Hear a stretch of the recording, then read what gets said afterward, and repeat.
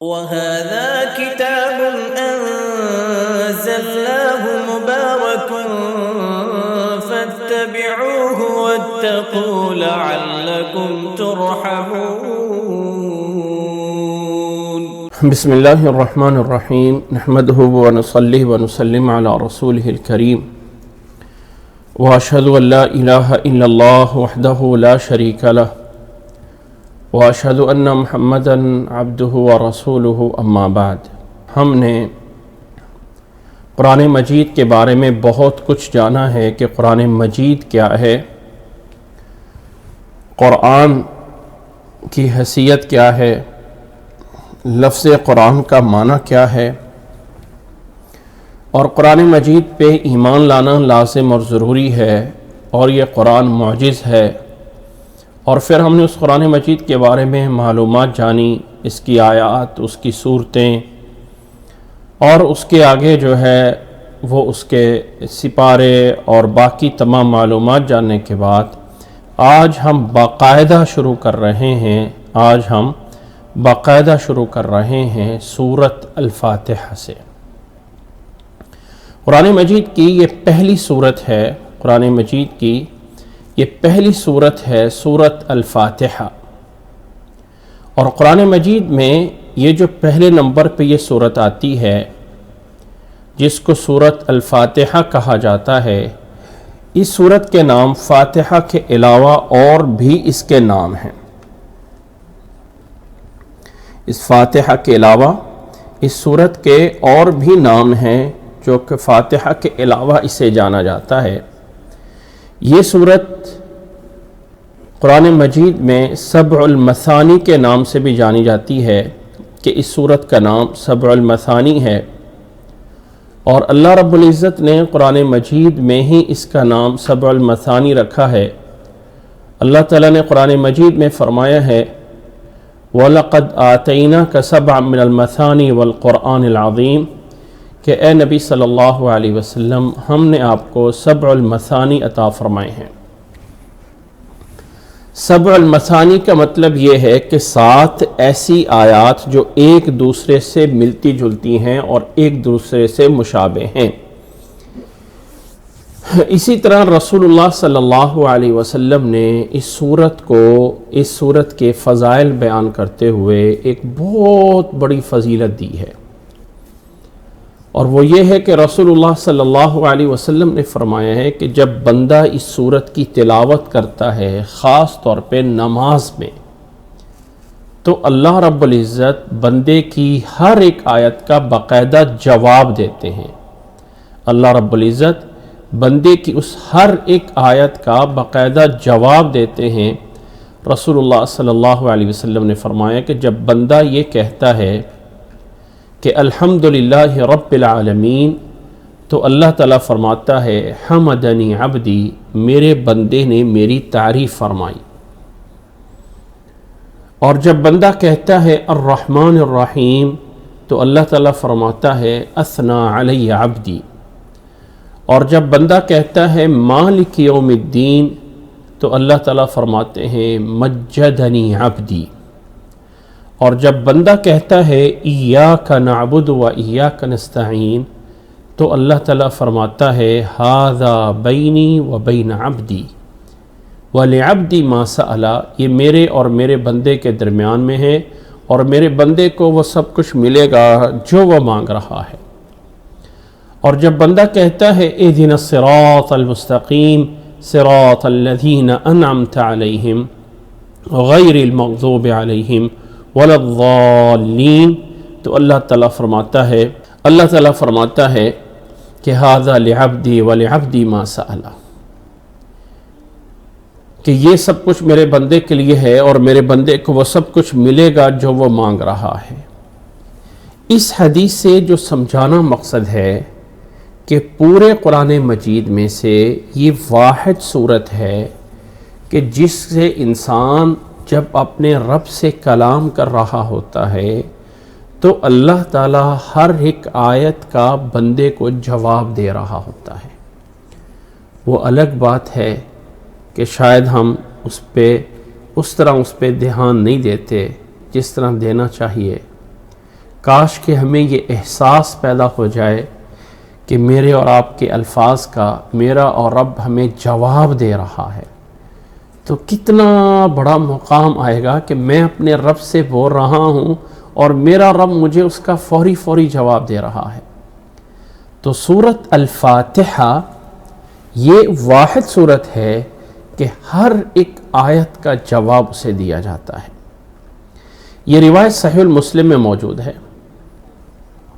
اسی طرح ایک اور روایت جس کو حضرت عبداللہ ابن عباس رضی اللہ تعالیٰ عنہ بیان فرماتے ہیں، بینما جبریل قاعد عند النبی صلی اللہ علیہ وسلم سمع نقیضا من فوقہ، ایک ایسا موقع ہے کہ اللہ کے نبی صلی اللہ علیہ وسلم کے ساتھ جبریل علیہ السلام بھی تشریف لائے ہوئے تھے کہ آسمان سے ایک آواز سنی، فرفع رأسہ، آپ صلی اللہ علیہ وسلم نے اپنا سر اٹھایا تو جبریل علیہ السلام نے فرمایا ھذا باب من السماء، ھذا باب من السماء فتح اليوم لم یفتح قط الا اليوم، فرمایا کہ یہ آج ایک آسمان کا دروازہ کھلا ہے جو اس سے پہلے کبھی نہیں کھلا ہے۔ فنزل منہ ملک،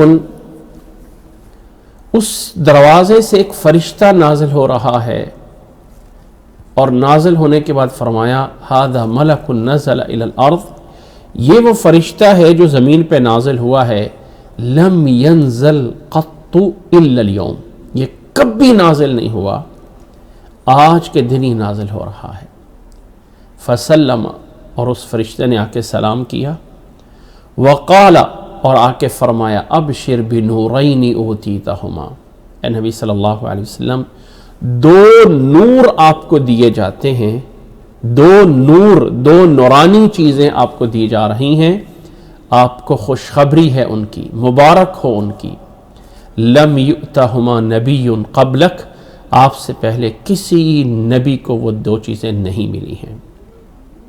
فرمایا نمبر 1 فاتحۃ الکتاب و خواتیم سورۃ البقرہ، فرمایا ایک سورت الفاتحہ ہے اور دوسری ہے سورت بقرہ کی آخری 2 آیتیں، لن تقرأ بحرف منہما الا اوتیتہما، آپ ایک حرف کی بھی ان میں سے تلاوت کریں گے تو جو کچھ ان کے اندر ہے وہ آپ کو دیا جائے گا، جو کچھ ان صورتوں کے اندر موجود ہے وہ آپ کو دیا جائے گا، جو ان صورتوں میں ہے مانگا جائے گا، اور یہ روایت بھی مسلم میں موجود ہے۔ تیسری ایک حدیث ہے جسے رسول اللہ صلی اللہ علیہ وسلم نے فرمایا، اور وہ روایت متفق علیہ ہے، بخاری اور مسلم میں ہے۔ فرمایا ما انزلت فی التوراۃ ولا فی الانجیل ولا فی الزبور ولا فی الفرقان مثلہا وانہا 7 من المثانی والقرآن العظیم، متفق علیہ۔ رسول اللہ صلی اللہ علیہ وسلم نے فرمایا کہ تورات میں، انجیل میں، زبور میں اور خود اس قرآن میں ایسی کوئی اور صورت نازل نہیں ہوئی ہے، اور یہ صورت 7 من المثانی ہے اور قرآن عظیم ہے۔ سورۃ الفاتحہ جس کی عظمت اور جس کی بہت بڑا مقام ہے، آج ہم اس سورت کو شروع کر رہے ہیں۔ تو سب سے پہلے یاد رکھ لیجئے کہ یہ صورتوں کے نام آیا توقیفی ہیں یا اجتہادی ہیں۔ توقیفی کا مطلب یہ ہے کہ اللہ اور اللہ کے رسول کی طرف سے ہیں، اجتہادی کا مطلب یہ ہے کہ بعد کے لوگوں نے باقاعدہ سوچ سمجھ کے اور اجتہاد کر کے صورتوں کے نام رکھے۔ صحیح بات یہ ہے کہ یہ صورتوں کے نام اجتہادی نہیں ہیں بلکہ توقیفی ہیں۔ ہر صورت کا نام اللہ کے نبی صلی اللہ علیہ وسلم باقاعدہ بتاتے تھے، اور جن صورتوں کے جو نام بتائے جاتے تھے وہی صورتوں کے نام اللہ کے نبی صلی اللہ علیہ وسلم کے دور میں رکھے گئے، جو کہ آج تک چل رہے ہیں۔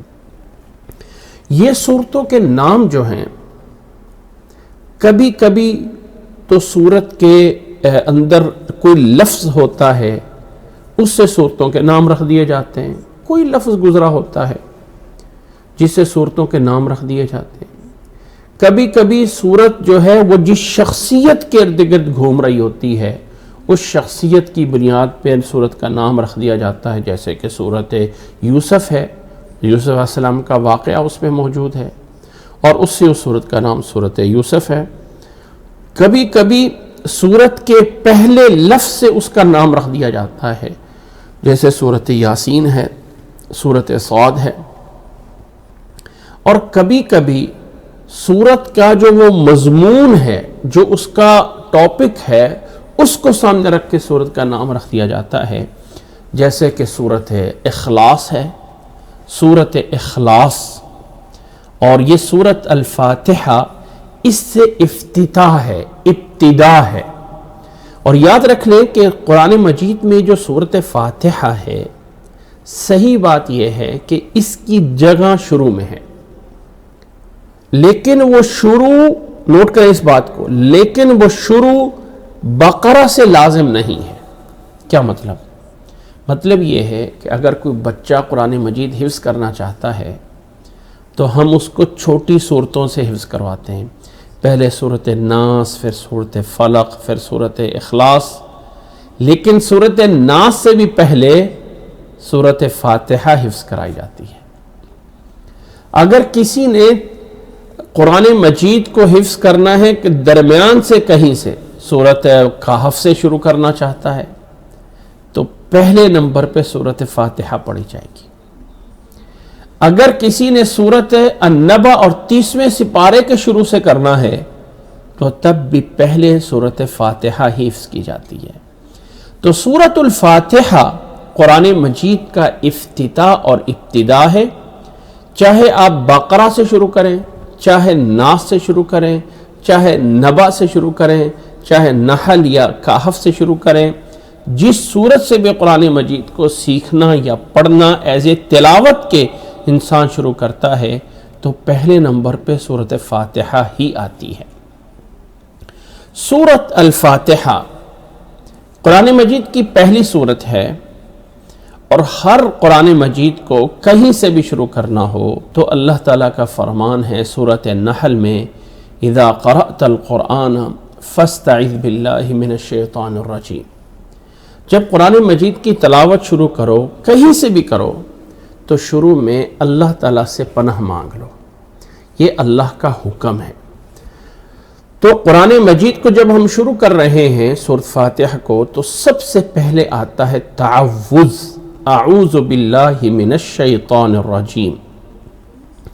یہ جو اعوذ باللہ من الشیطان الرجیم ہے، اس کو تعوذ بولا جاتا ہے، اور یہ اللہ کا حکم ہے کہ قرآن مجید شروع کرنے سے پہلے اعوذ باللہ من الشیطان الرجیم پڑھا جائے۔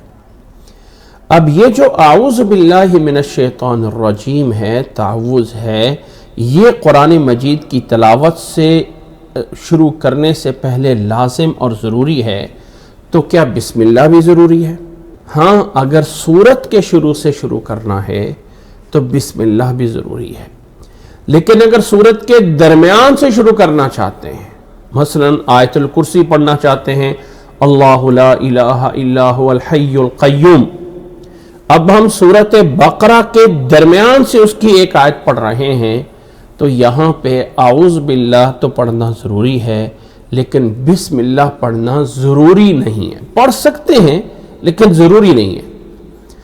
اب انسان اگر سورتیں پڑھتا پڑھتا درمیان میں سورتیں آ جاتی ہیں تو ہر سورت کے شروع میں بسم اللہ الرحمن الرحیم موجود ہے۔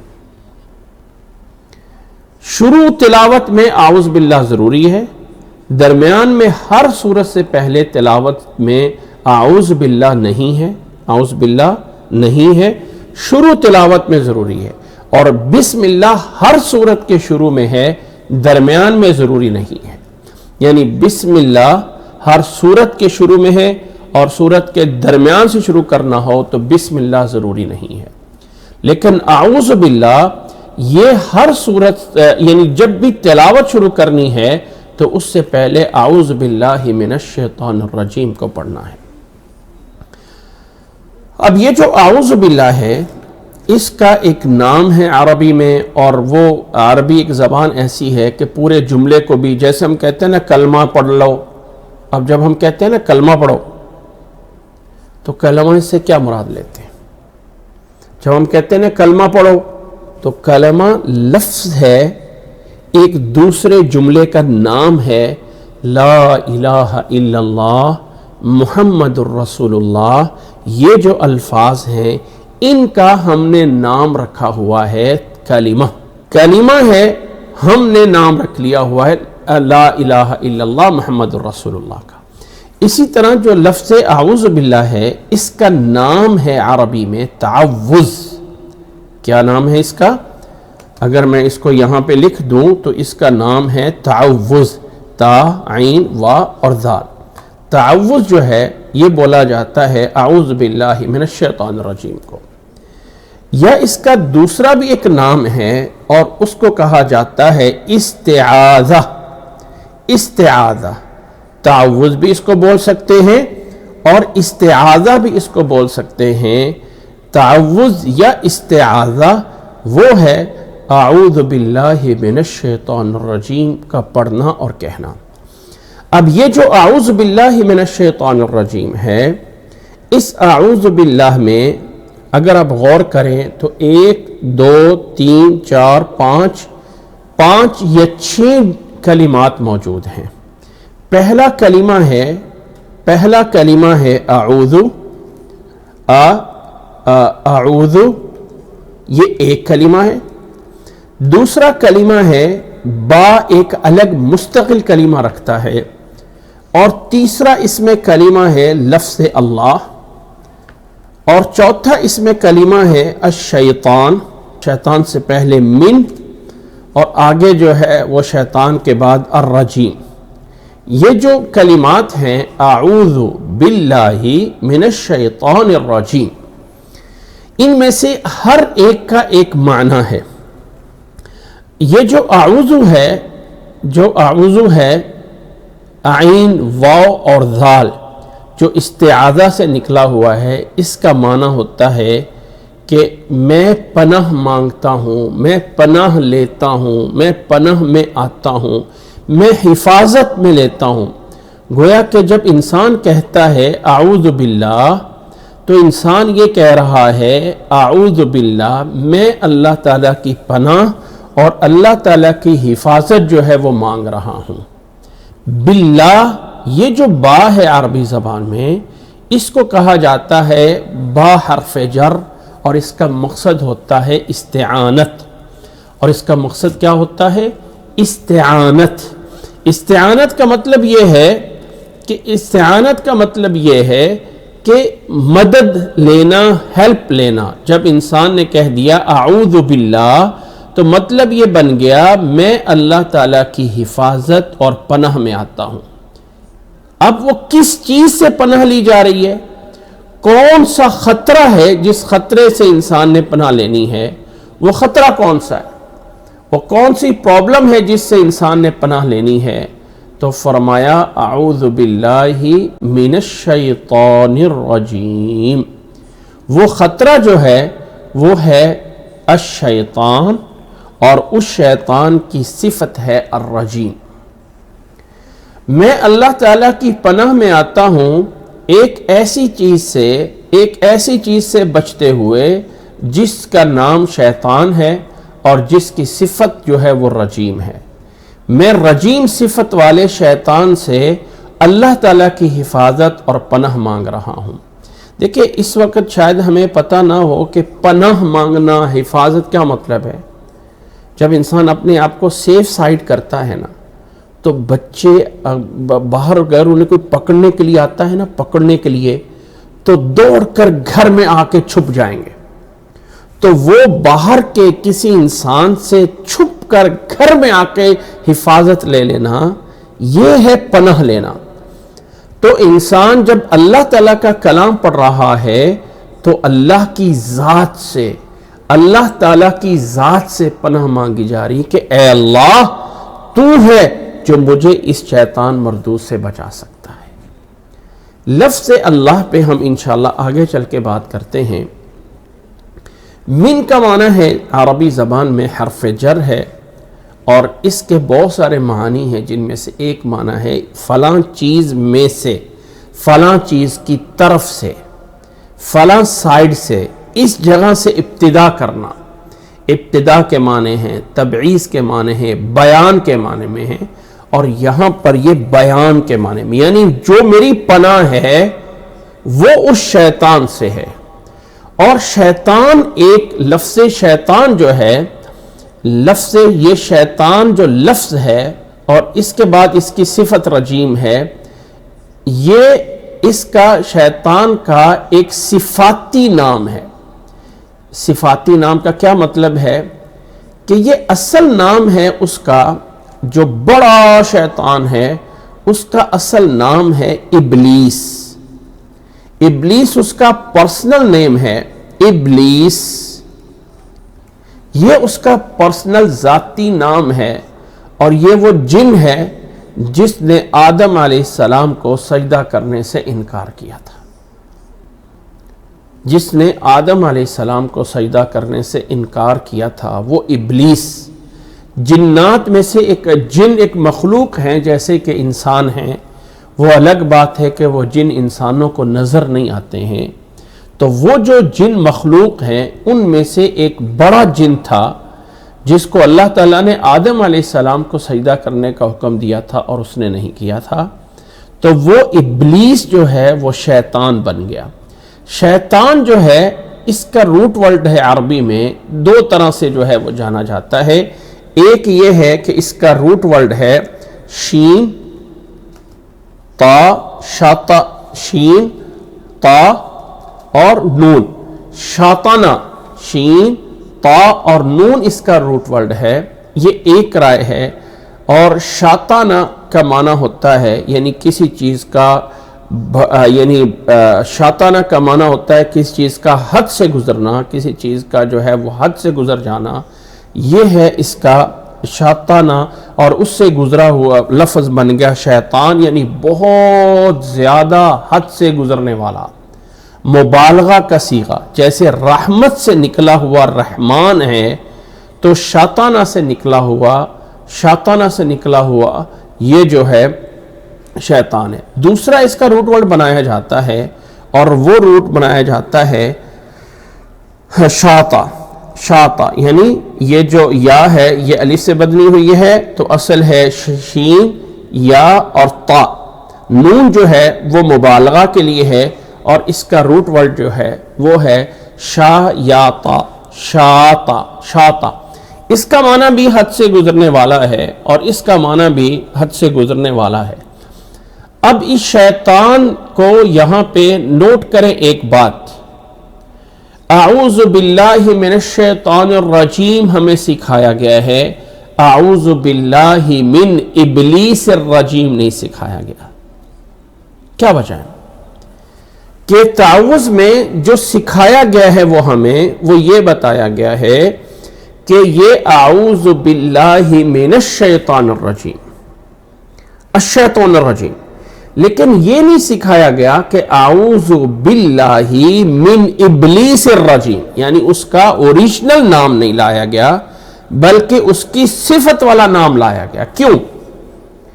اس کی وجہ یہ ہے، نوٹ کریں اس بات کو، کہ ابلیس بھی شیطان ہے، لیکن شیطان ایک ایسا صفاتی نام ہے کہ جس میں انسان بھی آتے ہیں، انسان بھی شیطان ہوتے ہیں، جنات بھی شیطان ہوتے ہیں۔ آپ لوگوں کو یاد ہے یا پتہ ہے کہ سورت قرآن مجید کی آخری سورت الناس، اس میں اللہ تعالیٰ نے فرمایا ہے اعوذ باللہ من الشیطان الرجیم بسم اللہ الرحمن الرحیم، قل اعوذ برب الناس ملک الناس الہ الناس من شر الوسواس الخناس الذي يوسوس في صدور الناس من الجنة والناس،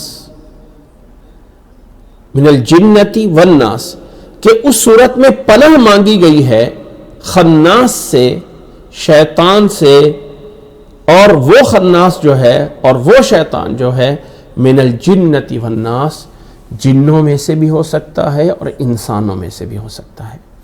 تو نوٹ کر لیں، جب ہم بولتے ہیں اعوذ باللہ من الشیطان الرجیم تو اس کا معنی صرف یہ نہیں ہے کہ وہ ہم ابلیس یا جن شیطان سے پناہ مانگ رہے ہیں، نہیں، بلکہ ان انسانوں سے بھی پناہ مانگ رہے ہیں جو انسانی شکل میں آ کے ہمارے لیے شیطان بنتے ہیں۔ یہاں پہ اس کا نام نہیں آیا بلکہ یہاں پہ اس کی صفت کا ذکر ہے، اس لیے کہ صفاتی نام میں جو بھی آتے ہوں گے اے اللہ ہمیں ان سے پناہ عطا فرما اور ہمیں ان سے بچا لے۔ پھر اس کے بعد اس کی صفت کا ذکر ہے الشیطان الرجیم۔ یہ جو رجیم ہے اس کا روٹ ورڈ نکلا ہوا ہے، یعنی عربی زبان میں ہر لفظ کی کچھ جڑیں ہوتی ہیں، کچھ بنیادیں ہوتی ہیں جس سے لفظ نکلتا ہے، اور رجیم نکلا ہوا ہے را، جیم اور میم سے، رجم۔ ویسے رجم کا معنی ہے پتھر مارنا یا پتھراؤ کرنا، یہ رجم بنتا ہے۔ لیکن کسی چیز کو پتھر مار مار کے نکال دینا، ختم کر دینا، اس کو بولا جاتا ہے رجم۔ تو شیطان کو اللہ کی رحمت سے جو دور کر دیا گیا تھا اور وہ اس کو دھدکار دیا گیا تھا، فَخْرُجْ مِنْهَا فَإِنَّكَ رَجِيمٌ، اللہ نے فرمایا تھا جاؤ اس جو آسمانوں سے نکل جاؤ، تم رجیم ہو، مردود ہو، تمہیں نکال دیا گیا ہے اپنی رحمت سے۔ تو اللہ تعالیٰ نے اعوذ باللہ من الشیطان الرجیم میں جو صفت سکھائی گئی وہ مردود یعنی رحمت سے دور ہوا۔ تو جب انسان اللہ تعالیٰ سے پناہ مانگتا ہے تو الفاظ سکھائے گئے ہیں اعوذ باللہ من الشیطان الرجیم، اے اللہ میں تیری پناہ اور حفاظت مانگتا ہوں شیطان مردود سے۔ گویا کہ نوٹ کریں اس بات کو، اگر ایک معنویت لے کے آئیں اپنے اندر تو اگلی آیات میں رحمت آ رہی ہے، رحمت، بسم اللہ الرحمن الرحیم میں بھی رحمان اور رحیم، پھر سورۃ فاتحہ میں بھی الحمدللہ رب العالمین الرحمن الرحیم، یہاں پر بھی رحمان اور رحیم آ رہا ہے۔ تو رحمت سے جو دور کرنے والی چیز تھی وہ رجیم تھی۔ تو سب سے پہلے ہمیشہ اس دنیا میں ہر چیز کی دو سائڈیں ہیں، ایک نیگیٹو اور ایک پازیٹو۔ تو سب سے پہلے اس جو نیگیٹو چیز ہے اس کو ختم کیا جاتا ہے، پھر پازیٹو چیز کو لایا جاتا ہے۔ سب سے منفی چیزوں کو ختم کیا جاتا ہے، پھر مثبت چیزیں لائی جاتی ہیں۔ برائی کو ختم کر کے پھر اچھائی کو لایا جاتا ہے۔ تو چونکہ آگے رحمت پہ جانا ہے تو صفتیں جو رحمت سے دور کرنے والی چیز ہے اس کو پہلے سے کہہ دیا اے اللہ ہمیں اس سے بچا لے۔ اعوذ باللہ من الشیطان الرجیم، یہ مانگا گئے، پناہ مانگی گئی، اور یہ مانگنا فرض ہے، لازم ہے اور ضروری ہے۔ اور اس کے بعد آگے سورت کے شروع کرنے سے پہلے سورت فاتحہ سے پہلے بسم اللہ الرحمن الرحیم ہے۔ بسم اللہ الرحمن الرحیم ایک ایسی آیت ہے کہ سب سے پہلے اس آیت کے بارے میں جاننا ہے کہ آیا بسم اللہ الرحمن الرحیم سورت الفاتحہ کی ایک آیت ہے یا یہ ہے کہ یہ الگ سے ایک آیت ہے؟ یاد رکھ لیں کہ مفسرین کی دو رائے موجود ہیں، ایک رائے یہ ہے کہ بسم اللہ سورت الفاتحہ کی ایک مستقل آیت ہے، اور دوسری رائے یہ ہے کہ نہیں، سورت فاتحہ کا یہ جز نہیں ہے، حصہ نہیں ہے، بلکہ مستقل آیت ہے پورے قرآن مجید میں جو دو صورتوں میں الگ الگ کرنے کے لیے آئی ہے۔ وجہ یہ ہے کہ اللہ تعالیٰ نے قرآن مجید میں سورت الفاتحہ کی صفت بیان کرتے ہوئے سورت نحل میں فرمایا ہے وَلَقَدْ آتَيْنَاكَ سَبْعًا مِنَ الْمَثَانِي، سبعًا من المثانی، جب اس کو سبعًا من المثانی بولا گیا تو سبعًا کا معنی ہے 7۔ اب یہ جو 7 ہیں یہ کیسے پورے ہوں گے؟ یہ 7 کیسے پورے ہوں گے؟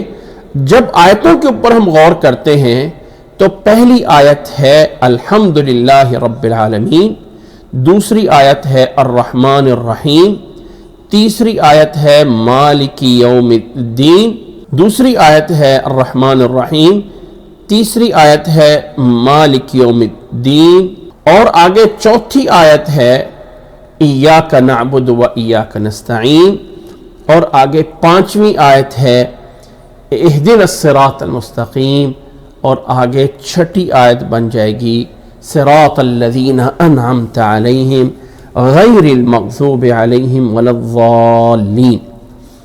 یہاں پر تو 6 آیتیں بنتی ہیں، اور قرآن مجید میں اس کو 7 کہا گیا ہے، تو 7 کیسے بن گئی؟ اب اس میں 2 رائے ہیں۔ ایک رائے یہ ہے کہ سورۃ فاتحہ کی پہلی آیت ہے بسم اللہ، دوسری آیت ہے الحمدللہ، تیسری آیت ہے الرحمن الرحیم، یہ جو ہے وہ تیسری آیت ہے، اور مالک یوم الدین جو ہے یہ چوتھی آیت ہے، اور ایاک نعبد و ایاک نستعین جو ہے یہ جو ایاک نعبد و ایاک نستعین ہے یہ ہے 5ویں آیت، اور اہدنا الصراط المستقیم 6ٹھی آیت ہے، اور صراط الذین انعمت علیہم غیر المغضوب علیہم ولا الضالین یہ آیت جو ہے وہ 7ویں آیت ہے۔ ایک رائے یہ ہے۔ دوسری رائے ہے کہ نہیں یہ آیتیں ویسے ہی ہیں جیسے کہ سورت یعنی اس طرح کر کے ہیں، الحمدللہ رب العالمین پہلی آیت ہے، الرحمن الرحیم دوسری آیت ہے، مالک یوم الدین تیسری ہے، اور ایاک نعبد و ایاک نستعین چوتھی ہے، اہدنا الصراط المستقیم 5ویں ہے، اور آخری آیت جو ہے یہاں پر صراط الذین انعمت علیہم یہ ہے 6ٹھی آیت، اور غیر المغضوب علیہم جو ہے یہ ہے 7ویں آیت۔ تو 7 آیتیں اس طرح کر کے بنتی ہیں، 7 آیتیں اس طرح کر کے بنتی ہیں کہ اس کو صراط الذین انعمت علیہم ایک آیت بنائی جائے، اور غیر المغضوب علیہم دوسری آیت بنائی جائے، اس طرح کر کے 7 آیتیں بنتی ہیں، یا پھر ویسے ہی ہے کہ جیسے یا پھر ویسے ہی ہے کہ بسم اللہ جو ہے وہ پہلی آیت ہے، اور باقی 6 آیتیں ہیں۔ اب ان 2 آراء میں سے، ان 2 باتوں میں سے زیادہ بہتر کیا ہے؟ اس میں کوئی شک نہیں کہ بسم اللہ بھی قرآن ہے، بسم اللہ بھی قرآن ہے۔ اب یہ 2 رائے میں سے زیادہ قوی رائے کیا ہے؟ واللہ اعلم، میں اپنی رائے دے رہا ہوں، اگر صحیح ہے تو اللہ کی طرف سے ہے، اور اگر صحیح نہیں ہے تو اللہ تعالیٰ مجھے اور آپ کو معاف فرمائے۔ صحیح بات واللہ اعلم یہ لگتی ہے کہ بسم اللہ الرحمن الرحیم یہ سورۃ الفاتحہ کی پہلی آیت ہے، اور اگر آپ اس کو غور بھی کریں تو جو اس فاتحہ میں مانگا گیا ہے اس کی ابتدا بھی بسم اللہ سے ہے، اللہ کی مدد سے ہے، اور اللہ تعالیٰ کی تعریف سے ہے، اور پھر انسان جا کے اللہ سے مانگتا ہے۔ تو بسم اللہ الرحمن الرحیم جو سورۃ الفاتحہ کی پہلی آیت ہے، اب ذرا اس کو جانیے۔ یہ جو بسم اللہ الرحمن الرحیم ہے اس کے اندر پہلا کلمہ با الگ ہے، اس کے بعد دوسرا کلمہ جو ہے وہ اسم ہے، ساتھ ملنے کی وجہ سے اس کا الف جو ہے وہ گرا دیا گیا ہے، وگرنہ بھی اسم یہ دونوں جو ہیں وہ بنتے ہیں، اور اس کا تیسرا لفظ ہے اللہ، اور اس کا چوتھا لفظ ہے الرحمن، اور اس کا 5واں لفظ ہے الرحیم۔ الرحیم با ایک حرف یعنی کلمہ ہے، اور اسم ایک کلمہ ہے، لفظ اللہ اور الرحمن اور الرحیم۔ اس میں اگر با کو دیکھا جائے یہاں پر بھی با حرف جر ہی ہے، اور یہاں پہ یہ جو حرف جر ہے یہ بھی استعانت اور مدد کے لیے ہے۔ استعانت اور مدد کے لیے. اور اس با کا مطلب یہ ہے، اس با سے ہمیں ایک چیز ملتی ہے کہ با حرف جر جو ہے وہ کسی نہ کسی چیز کے ساتھ اٹیچ ہوتا ہے.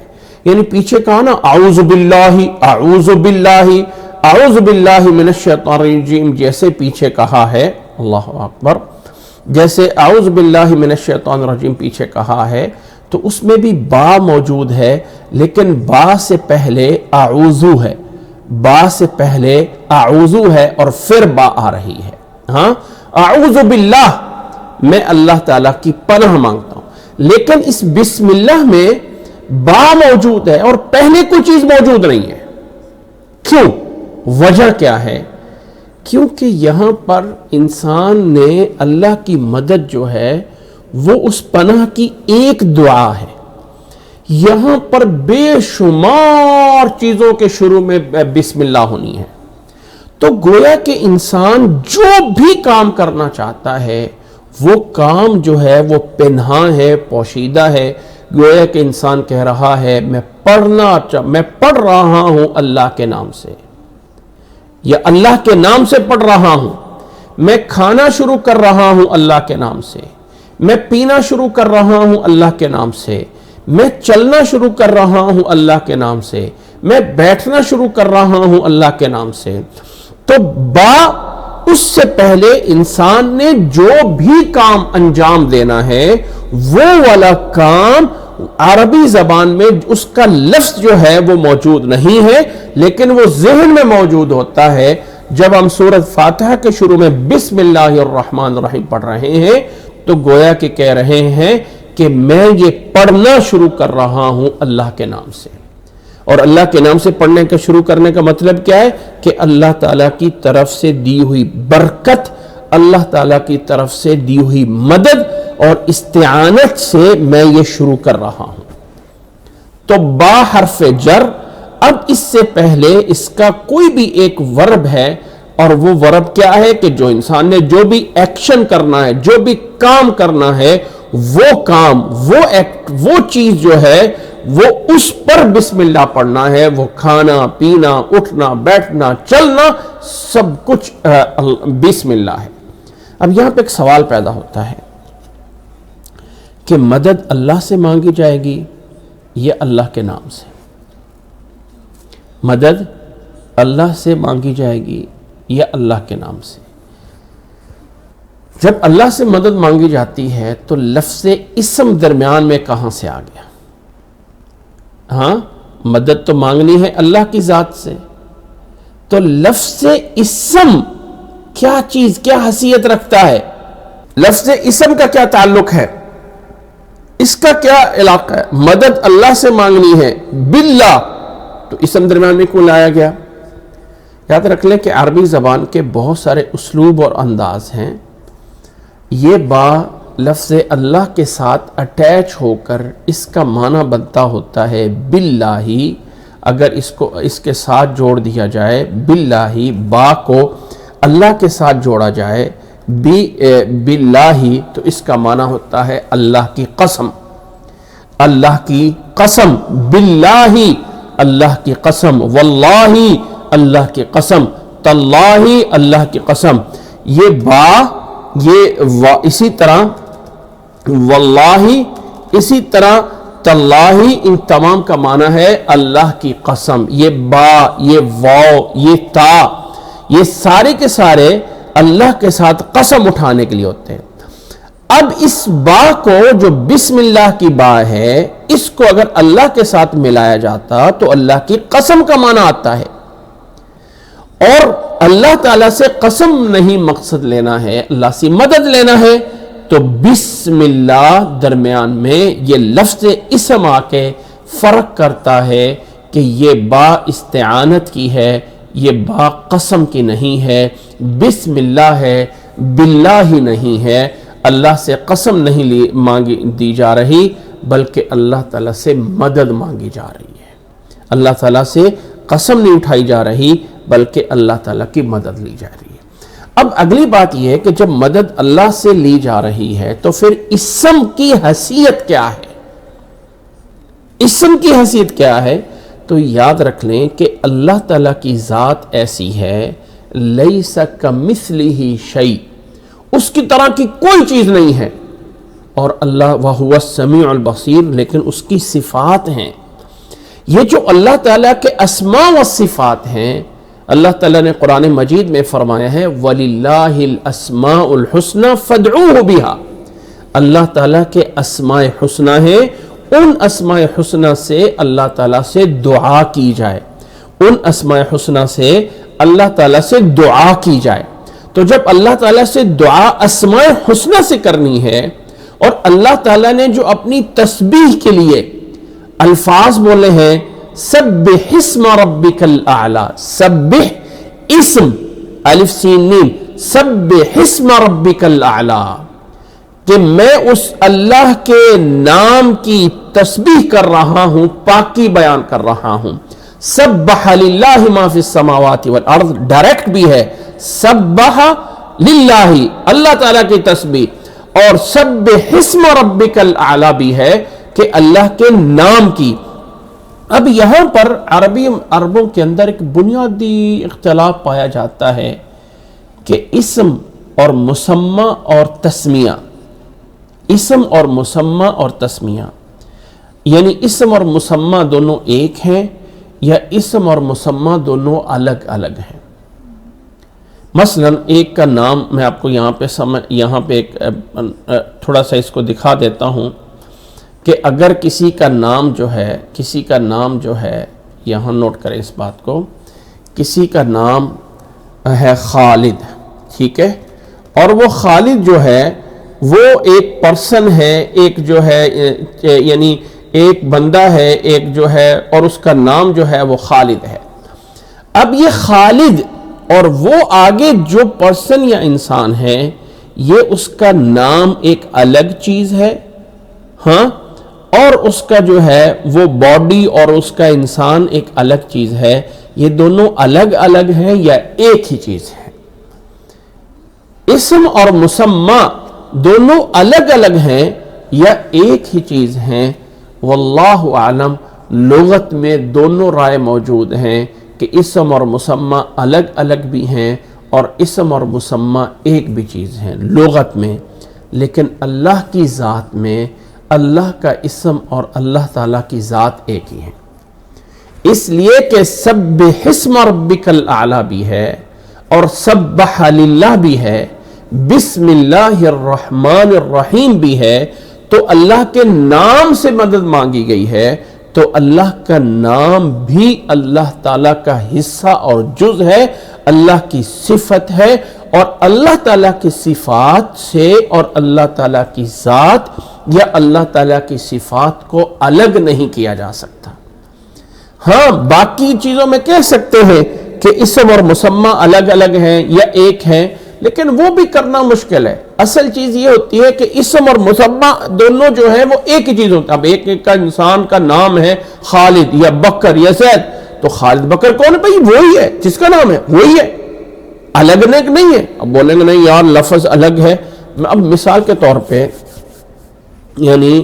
طور پہ کچھ لوگ کہتے ہیں اس کا فرق کرنے کے لیے، اس کا نام فرق کرنے کے لیے، مثلا آپ ایک کاغذ لیں اور اس پہ لکھ دیں آگ۔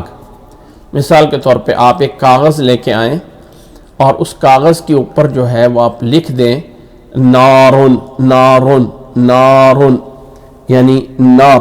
اب نار کا معنی عربی میں کیا ہے؟ آگ، اور آگ کیا ہے؟ جلاتی ہے۔ کیا اس کاغذ کو ہاتھ لگانے سے آپ کا ہاتھ جل جائے گا؟ کیا کاغذ کو ہاتھ لگانے سے ہاتھ جل جائے گا؟ نہیں، وہ آگ ایک الگ چیز ہے، اس میں ہاتھ لگائیں گے تو ہاتھ جل جائے گا۔ تو کہتے ہیں اسم ایک الگ چیز ہے اور آگے والی چیز ایک الگ ہے، کیونکہ ہم نار لکھ کر ہاتھ لگائیں گے تو اس کو ہاتھ نہیں جلے گا، جبکہ اصل نار میں ہاتھ ڈال دیں گے تو ہاتھ جل جائے گا۔ لیکن یاد رکھ لیں کہ یہ دنیا کی چیزوں میں تو ہو سکتا ہے، لیکن اللہ کی ذات میں، اللہ تعالیٰ کی ذات میں اسم اور مسمى ایک ہی چیز ہے۔ اللہ کی ذات میں اسم اور مسمى جب ایک ہی چیز ہے تو اس بنیاد پہ جب ہم اللہ کی ذات کے لیے بولتے ہیں بسم اللہ، اللہ تعالیٰ سے ہی مدد مانگی جا رہی ہے، یہ نہیں اللہ کے علاوہ کسی اور سے مدد مانگی جا رہی ہے۔ اور اس میں فرق کرنا اس لیے ہے کہ اگر اس اسم کو ہٹا دیا جائے تو عربی زبان میں بن جائے گا باللہ، اور باللہ کا معنی ہوتا ہے اللہ کی قسم۔ تو اس قسم کا فرق کرنے کے لیے لفظ اللہ اور با کے درمیان میں اسم کو لایا گیا ہے۔ بسم اللہ الرحمن الرحیم۔ اب ایک چھوٹا سا نکتہ ہے، یہ نکتہ ہے، کوئی ایسی بات نہیں ہے کہ بڑا ہے۔ کہا جاتا ہے کہ یہ جو اسم کا الف تھا، اس کو جو ہے وہ جب با کو ساتھ، یعنی عام جو لکھنے کا طریقہ ہے نا، اس کو اس طرح لکھا جائے گا، بے اسم فلان، بے اسم فلان۔ مثال طور پر عربی میں اگر لکھنا ہے تو یوں لکھا جائے گا بے اسم فلان، یعنی با اور الف اور سین یوں لکھا جائے گا، اس کو جو ہے یوں لکھا جائے گا با اور یعنی با الف سین نون۔ لیکن بسم اللہ میں با سین میم ایک ساتھ لکھا جاتا ہے، لیکن اس میں کچھ یہ کیا جاتا ہے کہ یہ جو با ہے نا، اس با کا شروع والا یہ جو ڈنڈا ہے، اس کو جو ہے وہ تھوڑا سا لمبا کر دیا جاتا ہے، بڑا کر دیا جاتا ہے، اور یہ صرف رسم الخط ہے۔ قرآن مجید کا فاؤنٹ، قرآن مجید کا جو رسم عثمانی ہے، رسم الخط جو ہے، جو گزشتہ کلاس میں بات ہوئی تھی، اس میں بسم اللہ میں اسم کا الف نہیں لکھا جاتا۔ یعنی ویسے اب عربی میں لکھیں گے تو با الف با اور سین میم لکھا جائے گا، لیکن قرآن مجید میں جو رسم الخط ہے، جو رسم عثمانی ہے، اس میں با کے بعد الف نہیں لکھا جاتا، با کو سین کے ساتھ ہی ملایا جاتا ہے، اور یہ ایک لکھنے کا فاؤنٹ انداز ہے، نہ یہ ہے کہ اس سے کوئی فرق پڑتا ہے۔ بسم اللہ الرحمن الرحیم۔ اللہ اکبر۔ جب ہم یہ پورا کر لیتے ہیں با اور اسم، تو اس کے بعد تین چیزیں آتی ہیں، تین نام ہیں، اور تینوں نام ایک ساتھ ملے ہوئے ہیں۔ تینوں نام جو ہے ایک ساتھ ملے ہوئے ہیں، اور وہ تین نام کیا ہیں؟ ایک ہے اللہ، ایک ہے رحمان، اور ایک ہے رحیم۔ اچھا، اس صورت میں اتفاق دیکھیے کہ اللہ الرحمن الرحیم بسم اللہ میں بھی ہے، اور جب سورۃ فاتحہ شروع ہوتی ہے تو وہاں پر بھی یہ تینوں نام ہیں۔ الحمدللہ میں اللہ، الرحمن اور رحیم، وہاں پر بھی یہ تینوں نام اللہ کے موجود ہیں، اور بسم اللہ میں بھی یہ تینوں نام موجود ہیں، بسم اللہ میں بھی یہ تینوں نام موجود ہیں۔ اور اسی طرح جب سورت شروع ہوتی ہے تو اس سورت میں بھی الحمدللہ میں اللہ، اور اگلی آیت میں الرحمن اور رحیم موجود ہے۔ ان تینوں میں فرق کیا ہے؟ بسم اللہ الرحمن الرحیم۔ واللہ اعلم، یہ جو لفظ اللہ ہے، لفظ اللہ، یہ اللہ تعالیٰ کا ذاتی نام کہا جاتا ہے، الالہ۔ عربی زبان میں اگر اس کو جوڑا جائے تو یہ اللہ اللہ تعالیٰ کا وہ نام ہے جو ذاتی نام ہے۔ یہ غالب رائے یہ ہے، اکثریت یہی کہتے ہیں مفسرین، لیکن نوٹ کریں واللہ اعلم۔ قرآن مجید کو اگر ہم غور سے پڑھتے ہیں تو چند باتیں ہمیں غور سے کرنی ہیں۔ بنی اسرائیل میں اہل کتاب جو عرب نہیں تھے، یعنی عربی زبان ان کی نہیں تھی، وہ اللہ تعالیٰ کے لیے کیا ان کا نام ہوتا تھا؟ عبرانی میں، سریانی میں۔ اس میں کوئی شک نہیں کہ محمد صلی اللہ علیہ وسلم عرب کی طرف بھیجے گئے، لیکن ایسا نہیں ہے کہ سارے انبیاء ہی عرب میں آتے رہے، ایسا نہیں ہے کہ انبیاء جو ہیں وہ سارے کے سارے عربی میں آتے رہے، نہیں، عبرانی میں آئے ہیں، سریانی میں آئے ہیں، دوسری زبانوں میں بھی آئے ہیں۔ اور اگر آپ تھوڑا سا باقی مذاہب پہ بھی ایک نظر دوڑائیں تو باقی مذاہب میں اب اسرائیل کا معنی کیا کیا جاتا ہے؟ اسرائیل کا معنی کہ اسرا کا معنی ہے بندہ، اور ایل اللہ کو کہا جاتے تھے. اب ایل، لاہوت، لاہو، اس طرح کے الفاظ عبرانی اور سریانی میں اللہ کے لیے استعمال ہوتے ہیں. ٹھیک ہے. اور حضرت مریم علیہ السلام کا واقعہ اللہ تعالیٰ نے قرآن مجید میں بیان فرمایا ہے کہ جب مریم علیہ السلام تنہائی میں تھیں اور ان کے سامنے فرشتہ جو ہے وہ آتا ہے تو قالت انی اعوذ بالرحمن منک ان کنت تقیا. حضرت مریم علیہ السلام کیا کہتی ہیں؟ انی اعوذ بالرحمن، باللہ نہیں، بالرحمن، میں رحمان کی پناہ مانگتی ہوں. اگر کوئی نیک بندہ ہے تو اس سے ڈر جا. قالت انی اعوذ بالرحمن منک ان کنت تقیا. تو مریم علیہ السلام جب پناہ مانگتی ہیں سورۃ مریم میں، وہاں پہ اللہ نہیں بولا، رحمان بولا ہے. ہاں ایک چیز ہے، سورۃ طٰہٰ میں اللہ تعالیٰ نے جو موسیٰ علیہ السلام کا اور اللہ تعالیٰ کا آپس میں کلام ہوا ہے، وہاں پہ الفاظ ہیں کہ اللہ تعالیٰ نے کہا قال انی انا اللہ لا الہ الا انا.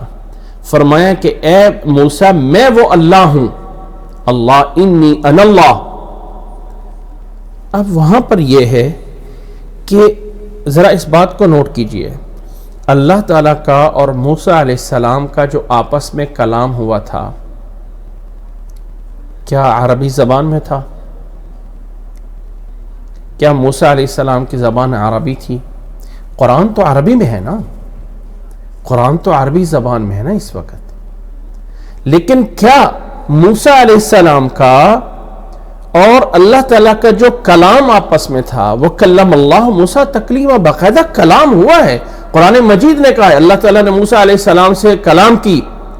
اللہ تعالیٰ نے فرمایا وما تلک بیمینک یا موسیٰ، اے موسیٰ تیرے دائیں ہاتھ میں کیا ہے؟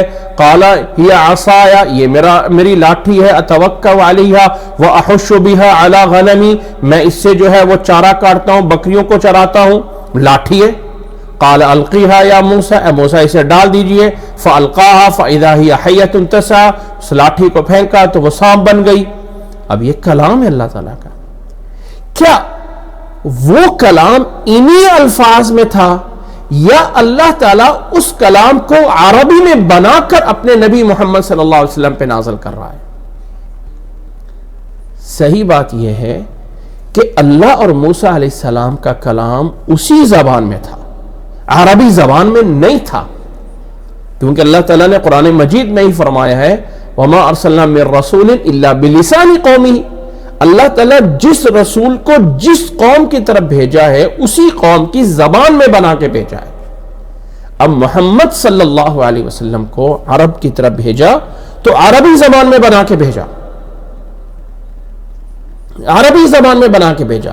لیکن پہلی قوموں کی طرف جو نبی آئے وہ انہی کے زبان میں آئے، اور انہی کی زبان میں اسرائیل بھی ہے، لاہوت بھی ہے، لاہو بھی ہے.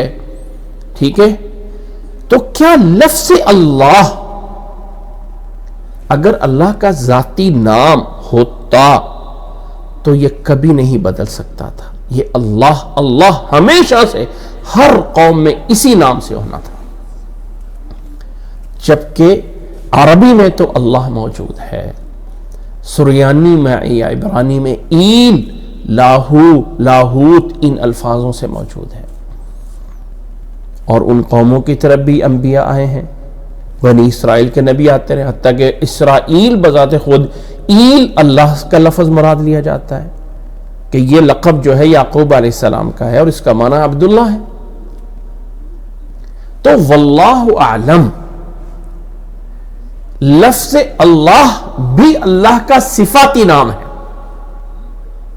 نوٹ کر لیں اس بات کو، لفظ اللہ بھی اللہ کا صفاتی نام ہے اور لفظ رحمان بھی اللہ تعالیٰ کا صفاتی نام ہے اور لفظ رحیم بھی اللہ تعالیٰ کا صفاتی نام ہے.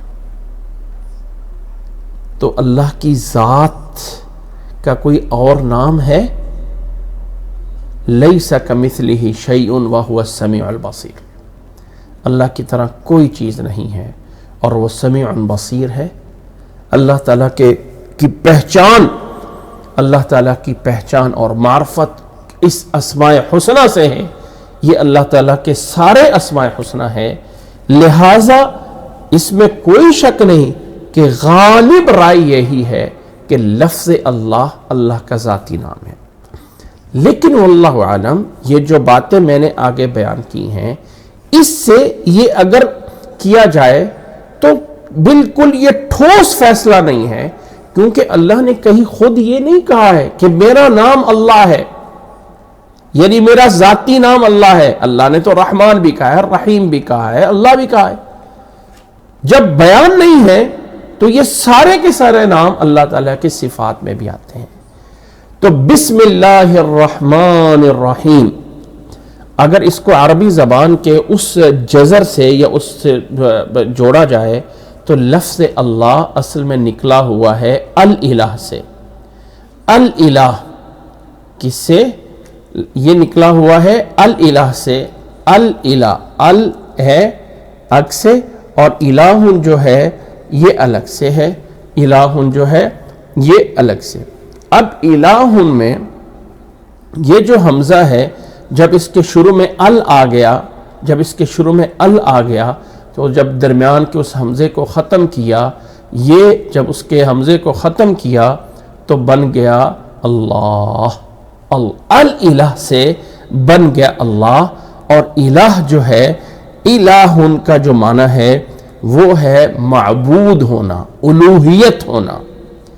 بسم اللہ، میں اس معبود کی پناہ مانگتا ہوں، معبود کی، جس کی عبادت کی جاتی ہے، اس کی مدد لے رہا ہوں، اس کی مدد لے رہا ہوں۔ بسم اللہ، جس کے آگے میں اپنی جبیں جھکاتا ہوں، جس کے آگے میں سجدہ کرتا ہوں، اے اللہ میں تیری مدد لے رہا ہوں اپنے اس کام کو شروع کرنے میں، اس پڑھنے کو، اس کھانے کو، اس کو پینے کو۔ جب یہ نام اللہ سے مدد مانگی گئی تو اب اس اللہ کی اور بھی دو نام ذکر کر دیے گئے، اور وہ دو نام کون سے ہیں؟ ایک ہے رحمان اور ایک ہے رحیم۔ ایک ہے رحمان اور ایک ہے رحیم۔ رحمان اور رحیم، رحمان اور رحیم، یہ دونوں الفاظ عربی کے ہیں، یہ دونوں الفاظ عربی کے ہیں، اور دونوں کا روٹ ورڈ ایک ہے، دونوں کا روٹ ورڈ ایک ہے، یعنی ایک جگہ ہے جہاں سے نکلے ہوئے ہیں، اور وہ ہے را، ہا اور میم۔ اور وہ کیا ہے؟ را، ہا اور میم۔ را میں یہاں لکھ رہا ہوں، را، ہا اور میم۔ یہ جو را، ہا، میم ہے، اگر اس کو جوڑا جائے تو یہ بنتا ہے رحیم۔ کیا بنتا ہے؟ رحیم۔ را، حیم، رحیم۔ اچھا، رحم کس کو بولتے ہیں؟ عربی زبان میں رحم کس کو بولتے ہیں؟ ہم اپنی اردو میں یا اپنی ہندی میں بولتے ہیں رحم۔ یہ جو رحم ہے یا یہ جو رحم ہے، یاد رکھ لیں کہ جب بچہ ماں کی گود میں ہوتا ہے، ماں کے پیٹ میں ہوتا ہے نا، تو اس کے بولا جاتا ہے کہ ماں کے پیٹ میں جو بچہ ہے وہ ماں کے رحم میں ہے، اس جگہ کو ایک رحم بولا جاتا ہے۔ اور جتنا بھی انسانوں کا یا چیزوں کا آپس میں گہرا سے گہرا لنک ہے، تعلق ہے، سب سے بڑا تعلق جو ہے وہ ماں اور اولاد کا ہوتا ہے۔ دنیا جہان کے رشتوں میں اگر کسی رشتے میں بے لوث محبت ہے، بغیر کسی چاہت اور مطلب کے اگر پیار اور محبت ہوتا ہے تو سب سے زیادہ ماں اور اولاد میں ہوتا ہے۔ اور وہ جو ماں اور اولاد میں محبت ہے، اس کا جو جوڑ اور اس کا جو کنیکشن ہے وہ ملتا اس سے ہے کہ یہ بچہ ماں کے رحم میں رہا ہے، ماں کے رحم سے نکلا ہوا ہے۔ تو اس ماں کے رحم سے نکلنے کی بنیاد پہ وہ جو رشتہ ہے ان کا، اس کو رحمت سے جو ہے وہ جانا جاتا ہے۔ اب وہ جو ماں اور اولاد کا رشتہ رحم کی وجہ سے بنا ہے، اس کو رحمت سا ایک لفظ بولا گیا اس اٹیچمنٹ پہ اور اس رشتہ داری پہ، اور پھر یہ رشتہ داری جب آگے آگے لوگوں میں پھیلتی ہے، بہن بھائی اور چاچے تائے اور سب میں، تو اس کو صلہ رحمی بولا جاتا ہے۔ کیا بولا جاتا ہے؟ صلہ رحمی، کہ وہ جو رحم والا رشتہ ہے اس کو آپس میں صلہ کر کے جوڑا جاتا ہے۔ ٹھیک ہے، یہ ہے انسانوں میں اس رشتے اور اس تعلق میں جو وہ شفقت اور رحمت اور محبت ہوتی ہے، وہ کمال درجے کی، وہ سب سے اعلیٰ درجے کی جو محبت ہے وہ اس ذات میں ہے جس کو رحمان بولا جاتا ہے۔ ہاں، وہ اس میں ہے جس میں رحمان بولا جاتا ہے۔ گویا کہ بسم اللہ، اے اللہ میں تجھ سے مدد مانگ رہا ہوں اس لیے کہ تو رحمان ہے اور تو رحیم بھی ہے، تو رحمان بھی ہے اور تو رحیم بھی ہے۔ یعنی تیرا علاقہ اور تیرا لنک اور تیرا تعلق اور تیرا جو بندوں کے ساتھ ایک رحمت اور شفقت کرنے کا جو صفت ہے، اے اللہ اس صفت کے واسطے سے اے اللہ میں تجھ سے مدد مانگ رہا ہوں۔ اور پھر یہاں پہ دو لفظ شمار کیے گئے ہیں، ایک ہے الرحمن اور ایک ہے الرحیم۔ ایک ہے الرحمن اور ایک ہے الرحیم۔ الرحمن اور الرحیم میں فرق کیا ہے؟ یاد رکھ لیں کہ میں نے پیچھے حضرت تھوڑی سی گفتگو میں پیچھے فرمایا ہے کہ مریم علیہ السلام نے جب پناہ مانگی تھی تو یہ فرمایا تھا انی اعوذ بالرحمن منک ان کنت تقیا۔ واللہ اعلم، رحمان رحمان جو ہے اس میں رحمت زیادہ پائی جاتی ہے، اور رحیم میں وہ رحمت ایک خاص رحمت ہے۔ اس میں ایک فرق یہ کیا جاتا ہے کہ اللہ تعالیٰ کی رحمت رحمان جو ہے وہ دنیا میں ہے، اور جس میں اللہ تعالیٰ ہر مسلمان کو بھی دے رہا ہے اور ہر کافر کو بھی دے رہا ہے۔ لیکن اللہ کی صفت رحیم جو ہے، اللہ تعالیٰ کی صفت رحیم جو ہے وہ صرف اور صرف ایمان والوں کے ساتھ ہے، اور وہ قیامت والے دن کسی بھی غیر مسلم کو، کسی بھی مومن کے علاوہ کسی کے لیے رحمت نہیں ہوگی۔ اللہ تعالیٰ نے قرآن مجید میں فرمایا ہے وَكَانَ بِالْمُؤْمِنِينَ رَحِيمًا، کہ اللہ تعالیٰ مومنوں کے ساتھ رحیم ہے۔ تو رحمان میں رحمت عام ہے اور رحیم میں رحمت خاص ہے۔ اور ایک دوسرا فرق یہ ہے کہ رحمان میں وہ اللہ کی صفت ہے جو اس کی ذاتی صفت ہے، اس کا نام رحمان ہے، اور وہ صفت جب آگے لوگوں کے ساتھ اس صفت واقع ہوتی ہے تو تب اس صفت کا نام بن جاتا ہے رحیم۔ تو اللہ سے دعا کی جا رہی ہے کہ اے اللہ، جو میرا معبود ہے، جس کی میں عبادت کرتا ہوں، جو میرا الہ ہے، تو میری مدد فرما، اس لیے کہ تو رحمان ہے، تیرے اندر صفت رحمت پائی جاتی ہے، بہت بڑی رحمت کی صفت پائی جاتی ہے، اور تیرے اندر جو ہے تیری رحمت آگے لوگوں کے اوپر بھی اثر انداز ہے، اور اس میں تو رحیم ہے۔ ویسے یہاں پہ ایک حدیث کا میں بات وضاحت کر دینا چاہتا ہوں۔ عموماً ایک بات مشہور ہے کہ اللہ تعالیٰ 70 ماؤں سے زیادہ بھی رحمت کرتا ہے، یہ بات مشہور ہے۔